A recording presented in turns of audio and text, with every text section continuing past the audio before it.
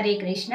చాలా మంది పబ్స్ కు వెళ్ళి ఆ డార్క్ లైట్స్ లో సినిమా పాటలకి డాన్స్ వేస్తూ ఉంటారు. అలాంటి డాన్స్ లోనే ఆనందం ఉంది అని అనుకుంటూ ఉంటారు. కానీ మీరు ఎప్పుడైనా ఈ హరే కృష్ణ టెంపుల్స్ కి వెళ్ళండి. మీరు చూస్తే ఎప్పుడు కూడా నిరంతరం వాళ్ళు గొప్ప భగవంతుని సంకీర్తన చేస్తూ ఉంటారు. ఆ భగవంతుని సంకీర్తన ఎవరైతే వింటారో అలాంటి వాళ్ళు ఖచ్చితంగా ఆ పాటలకి డాన్స్ వేస్తారు. డాన్స్ రాని వాళ్ళు కూడా వేస్తారు.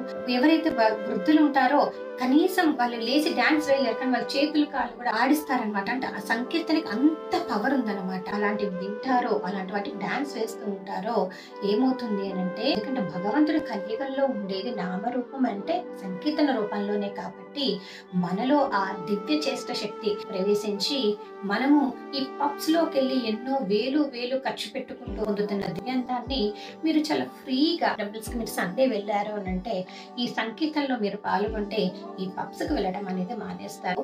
యువతలు ఎంతో కష్టపడి సంపాదిస్తున్న ఈ డబ్బులని కర్మ జీవితాలకి ఖర్చు పెడుతున్నారు. దానివల్ల మన కర్మలు ఇంకా పెరిగిపోతుంటాయి, మన భౌతికమైన వాసనలు ఇంకా పెరిగిపోతుంటాయి. దానివల్ల మనము మళ్ళీ ఇంకా ఎన్నో భౌతికమైన కష్టాలు అనుభవిస్తూ ఉంటాం అన్నమాట. అందుకే ప్రతి సండే హరే కృష్ణ టెంపుల్స్ కి వెళ్ళండి, అక్కడ సంకీర్తనలో పాల్గొనండి. అప్పుడు మీరు చెప్పండి, పబ్ లో డాన్స్ బాగుందా, హరే కృష్ణ టెంపుల్ లో డాన్స్ బాగుందా. జై శ్రీరామ్.